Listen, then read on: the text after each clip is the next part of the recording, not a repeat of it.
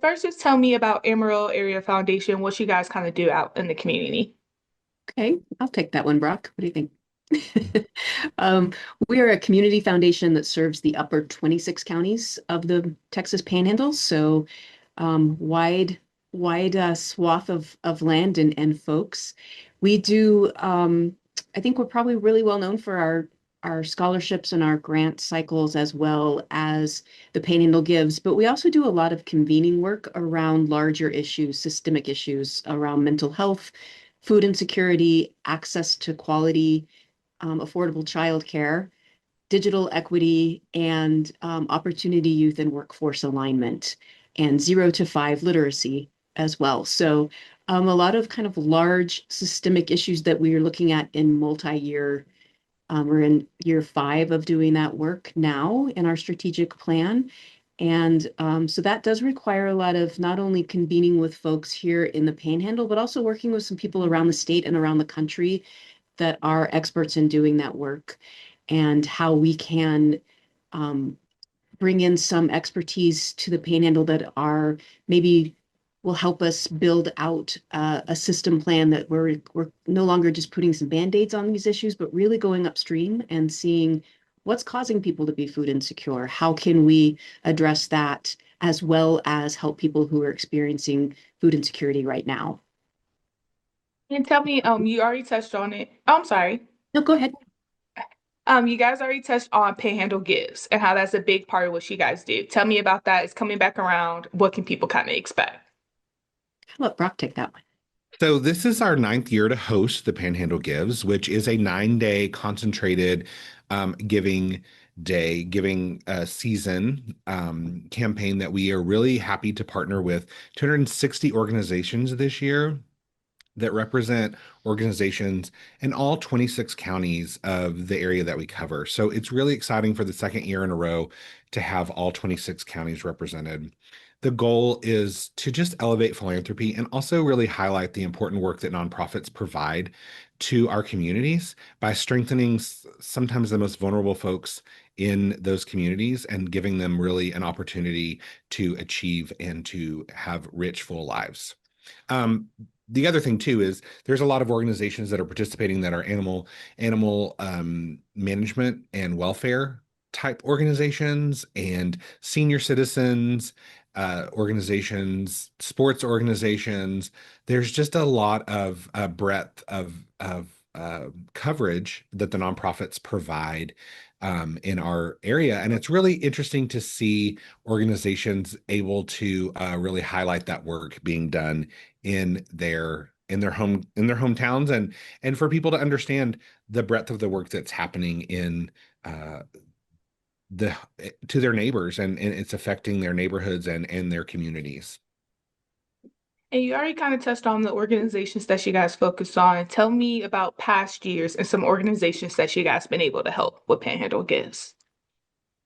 Well, the thing about the Panhandle Gives is we just provide the platform and some training, Mhm. but really who does the work are the organizations. And so we've got organizations like Kids Inc. and the High Plains Food Bank.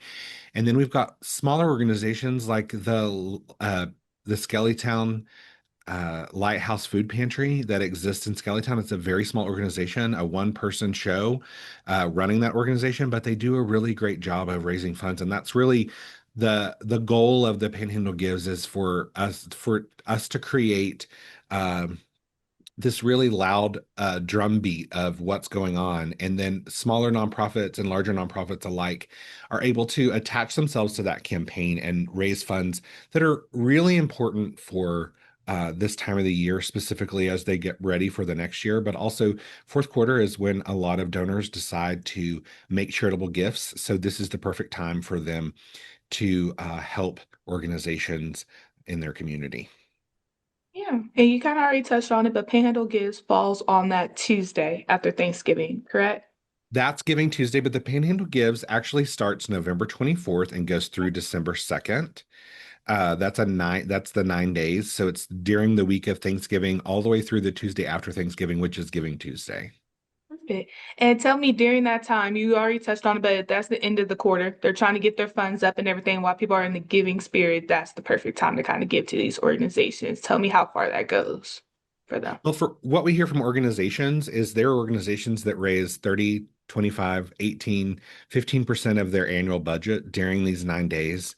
So it's a very important piece to their fundraising puzzle that they're putting together each year as they're trying to keep their doors open and make sure that they're providing services to their clientele. So we know that that's what we hear from organizations, but also we hear from donors that they just did not know that these types of organizations existed, and they didn't know anything about them until the campaign, when everybody's kind of talking about nonprofit organizations and the services they provide to our region. It's a real opportunity for us to uplift what philanthropy looks like in the Yep. Texas Panhandle and really celebrate that in a cohesive way. I think what's beautiful about it is we don't do leaderboards. We don't push people to be the top, the people raising and bringing in the most money. Mhm. It's more about how do we come together as a community and celebrate all of these folks doing such great work, which includes the donors, right? Yeah. We are such a generous community, and we have the numbers to back that up. But I think that it's an opportunity to really come together. And to Brock's point, some of these organizations would not have the backbone ability to do a campaign this large on their own. So, for instance, we reseat everybody. I think people don't realize the work it takes to make sure every donor gets their tax receipt on time and done. We take that off of them having to do that. We're able to manage that through our platform, and they can really focus on engaging with their donors, doing a fun campaign, getting involved in their social media, and getting creative, and being able to that back office part that we're able to take on allows them to, I think, to focus on things and be able to do online gifts that they would not have the capacity to do in their own website. So hopefully it allows them to tell their story and be able to focus on telling their story and not focus on making sure they're getting all that paperwork done. We'll take that focus off of them, and the creativity we see Mm. these campaigns come up with is, as Brock said, it's not about we're able to do come at that unsexy part of the backbone stuff, but they're able to really lean in, and we have so much fun watching the creativity they come up with to tell their story and to get noticed in the campaign. And I think we're honored to be able to partner with them in this in highlighting the great folks here up in the Texas Panhandle. Mhm. Across 26 counties, I know, Brock, you mentioned Skellytown is one of the organizations that was on the campaign. Talk about highlighting those smaller organizations as well. They're not getting as much funding when you compare them to even the Amarillo organizations, but even the bigger cities like Houston and Dallas and stuff like that.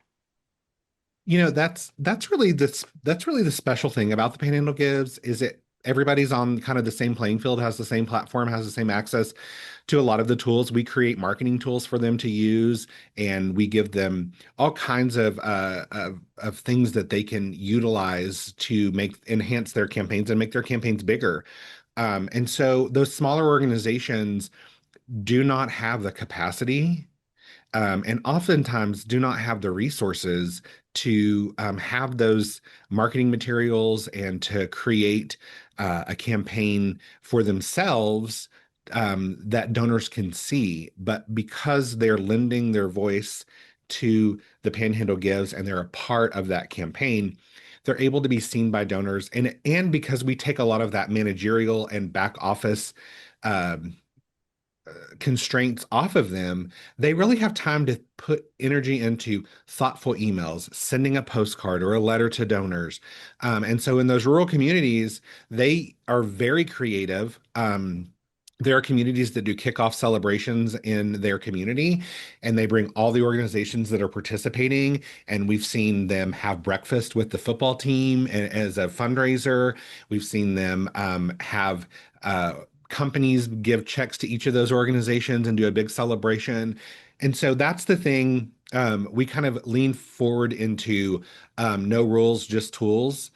We don't want them to be mired down in policies and procedures. And of course, we have a few, but the main thing is we want them to do whatever they need to do to meet their donor where they are. And so we give them a lot of flexibility. We let them really create campaigns that look and feel like how they want to look and feel, and we don't require them to have a certain type of campaign.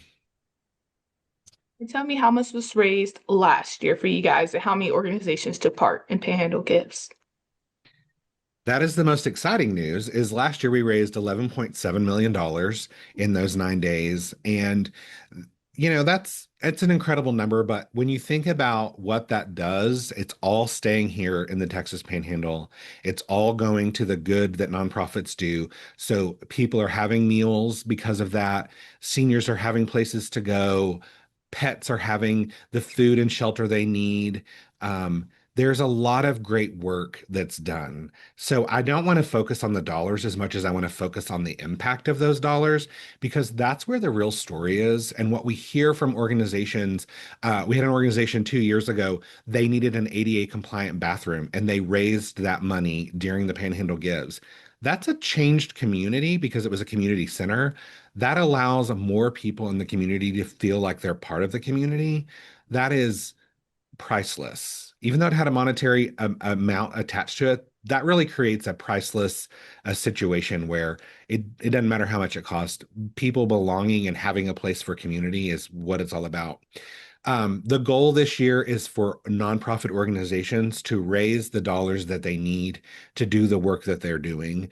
And their individual goals, probably 95% of them have individual goals. And that is really what is important during the campaign for 2025 is making sure that those nonprofits meet those goals because those goals are what are going to make our communities an even better place to live, work, and to have community. I think what's great about the Panhandle Gives too is that though we're extremely proud of our the grant work that we're able to do, and I think it's very impactful. What's nice about this is this allows each of these organizations to say what they need. And Mm, sometimes that's really hard to do in a grant situation where it's about what a funder is willing to fund. This is what's considered unrestricted. So it allows this organization to have operational money instead of programmatic money always. And so sometimes it is about that ADA bathroom, which you're not always going to get a grant to do that, but is the thing that's needed, or it's about staffing needs, or really that where the rubber meets the road for a lot of these organizations. And when we talk about the big dollars, to Brock's point, in a lot of these communities and these smaller nonprofits, $5,000 is absolutely revolutionary to them. Whereas that might be seen as it's that kind of economy of scale. It's really important for them. And so I love the way Brock has always framed this, that it's not always about our goal as the Panhandle Gives, but it's about each of those individual organizations' goals and that we help them meet their goals. And that's how we'll be successful, whether it's $500 or 2 million. It's to each of them, it's impactful and important. mhm. And Yes. with the kickstarting, oh, I'm sorry. Go ahead. No, I was just saying yes. Sorry. You're good. With the kickstarting soon, tell me, are there any projects that you guys are hearing from organizations that they want to focus on during Panhandle Gives? Anything impact wise that people need to know about? I think specifically in a year where there's been a lot of funding cuts and a lot of interesting things that are happening in philanthropy, I think nonprofits are seeing the value in these types of programs and giving days and why they really can be helpful because there is such kind of uncertainty in some of the funding that's happened that's been available to organizations in the past. And so it is a really important campaign to a lot of them. And a lot of them have said, we're really putting a lot of energy into this because we want to make sure that we can kind of make up the difference in some of the things that are no longer a funding stream for us. During the campaign, you guys focus on a number of organizations. I know the food bank is one. You guys do schools and children focused programs and everything like that. So tell me, as people are getting ready, what would you want them to know about the campaign and how they can help these organizations? I think a great way is get familiar with the platform because it allows you, if human services is what calls your heart, Mhm. there's a way you can search for that. If animal welfare is what you want to support this year, there's a thing for that. But I think it's also an opportunity to, and I love that it's around Thanksgiving, sit at the Thanksgiving table, and as you're being thankful for everything you have, talk to your kids about what it's like to give. Talk to your kids about philanthropy, and let them talk, let them pick a couple of organizations that speak to them. I think um, the give where you live is something we've really focused on. And I think what's also great about it is we see gifts come in from all over the country and even outside of the country, because people who once lived here, they still have a heart for the Texas Panhandle. They know the good work that's going on and they want to support. So help spread the word too to your other family members that maybe don't live here anymore, that there's also ways to give during the Panhandle Gives. We're always looking for more people to spread that word and help us bang that drum. Um, I think a great way to really make sure the organizations are getting every dollar for that is to try to use the platform as much as possible, the online platform. We do have to charge a fee for processing checks and such, because it's just a really big uplift for us. But also, please check to make sure that the organization that you love and support is participating in the Panhandle Gives before you send a check. Because if they are not, there will be a 10% pass through gift for that, just because it's already a lot for the staff to process all of these gifts, but it's a lot more for us to process gifts that are not part of the Panhandle Gives. And we want to make sure that those organizations get every penny that the donor wants to give them. So there's a way to search on the website to make sure that your organization is participating. So just take a little time to do your research, make sure you know that they're participating, and then spread the word. If you're passionate about an organization or passionate about a focus area, help those organizations spread that word, and get people involved who maybe don't know about the Panhandle Gives or how easy it is to give. And the only thing I would add to that is that I think you also have an opportunity. A lot of organizations are putting volunteer opportunities on their pages. So places where you could plug in and help them at a different level. You could obviously give a monetary gift, but also giving your gift of time and volunteering is a really impactful way to help organizations continue their mission and to further it. So be on the lookout for those. We've asked them um, if they have volunteer opportunities to place that on the website, because there's a really easy way to plug that in. So that's another way that you can help organizations. Money is great, and so is your time. And when you guys aren't doing Panhandle Gifts, you guys also pass out scholarships and grants as well. Tell me about those that you guys offer. When are those times when we're not doing the Panhandle Gives? Like we wrap up the Panhandle Gives and we start the next year. But yes, you're right. We do quite a bit here. Uh, our scholarship program is been a part of this organization since 1971, when we first opened our scholarships with the Mrs. A. Bush scholarship, which is still active, and we still have students that receive that scholarship every year. But it's a easy way for students to go in and submit one application, and that will match them to any scholarship that they are eligible for over our 100 funds that we manage here. So that's something we're very proud of. But on top of that, we also just try to educate the students on ways that they can make sure that they're accessing other funds besides us. There's the FAFSA nights. There's coming in a week, there's a free administration night week where you don't have to pay the fee to apply for that college. So there are ways that we also want to spread the words to students and make sure that students and their parents and their caregivers know all the different ways that they can access scholarships. And with our grants, we have several grant opportunities, whether it be our Catalyst grants that are meant for smaller organizations or maybe organizations that are just getting started. And those run up to $20,000, where our discretionary grants run twice a year, and those are $20,000 and up. And those are really more on our focus areas that I discussed before: our mental health, food insecurity, access to quality childcare, access to digital equity, as well as opportunity youth workforce alignment and 0 to 5 literacy. So that's really where we focus our discretionary grants. But we have the Pantex grant cycle, we have Panhandle Wind grant cycle. So we have quite a bit. I encourage anyone to go to our website, and there's a place where you can see all of our granting opportunities and our granting partners, whether those be the businesses or the Slintz Foundation. We're very fortunate again to have such generous partners who entrust us to help them to fulfill their philanthropic needs, whether it be for their family or for their organization. And there's a lot of different ways that people can participate and engage in our grant cycles. And hopefully we always are trying to look for folks that haven't applied before. So the first step would always be to check out our website and then reach out to our grants team.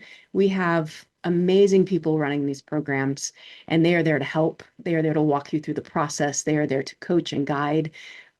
We want people to know that they can have those conversations, and it's not just fill out this paperwork and cross your fingers. We want to be relational in the way we do grant making. So encourage people to reach out, ask questions, get to know us. And tell Yeah, me about this. Oh, sorry, bro. I was just the only thing I would add about the granting is that it's probably what we're most known for by a lot of Mhm, folks. And the Panhandle Gives has always kind of been secondary, but they're kind of neck and neck now. But those the grant programs that we have specific grants for organizations serving women and children. mhm, The Catalyst one is really great for startups and for new programs. But the thing is, there's a lot of grant cycles that we have, and that's why connecting with that grant officer is really important because they can guide you to, you know what, you really fit into this grant cycle, and it may be the perfect fit for you. Let me help you understand what that would look like. And that is really what our grant officers are there for, is to really work with those organizations and to make them fit into that program, or to show them where they fit in our program, so that they can really get um, the best grant funding that is possible. Another opportunity we have outside of grants, but really kind of line up with it, is our nonprofit service center. So there's opportunities if organizations are new to writing grants, which is can be a scary thing. There are opportunities to get training on grant writing. There's opportunities to come up here and use our foundation directory online. That is basically where an organization can plug in all that they do and what funding they're looking for, and look for other funders besides the Amarillo Area Foundation that can help them, fund that program or that need that they have. So there are multiple ways we want to make sure our nonprofits are healthy and resilient. We offer capacity building opportunities. So if there is a nonprofit who's needing board training or fundraising training or strategic planning, we offer consulting on that. So just that is a big part of our mission, is when our nonprofits are strong, our communities are strong. Mhm. So we really want to make sure that we're there to make sure our nonprofits are resilient, particularly in these times, as Brock mentioned. These are trying times for our nonprofits when they're seeing some of their funding streams that they've relied on going away or being delayed. So they're having to get creative and figure out ways to be resilient. And we want to partner with them on Mhm. that and make sure that um, we're all ready to take on that need and fill that gap as best we can. And part of that is just resilience and how we can all come together and help each other during that as well. And with Panhandle Gives about to kick off, if people want to reach out to you guys, they want to know how they can give during this time, where can they do it? How can they find out more? Well, the easiest way is to call us at 806-371-4521, or four, no, 37645. 37, sorry. The best way to do that is 806-376-4521. They can also go to thepanhandlegives.org. It's a really easy search mechanism in there where you can search by name, you can search by cause, you can search by region, just by typing in the region in the top, or county or city name.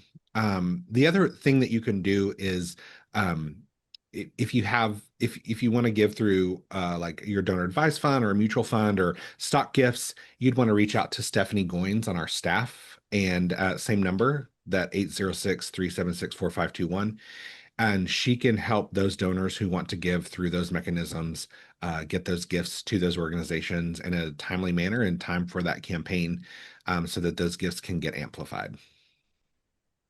And during this time, talk about volunteers as well and how they could also give back to these organizations during that time. I think that as Brock mentioned, they have volunteer opportunities that we're really kind of newly engaging them to focus on those as well. But if there's an organization that you love, and I would reach out to them directly and say, what do you need? Do you need me to help stuff envelopes? Do you need me to repost? That's always a great way. Follow your favorite people on their social media channels, repost, share, help their algorithm. We all know it's getting harder and harder to get attention on our social media streams. So help them out in that way. Um, but I would say any way that you can spread the word is a great way to do it because not everyone's paying attention to the same channel, not everyone's seeing the billboards. So help spread the word. That's what this is about. And one of the things you can do that's simple, but it's also really impactful is during the campaign, the platform that we use allows you to be a voluntary fundraiser. So you can set yourself up. Basically, it's called peer-to-peer fundraising. You set yourself up on their platform and you can share a unique link specifically through your social channels and your social network of folks.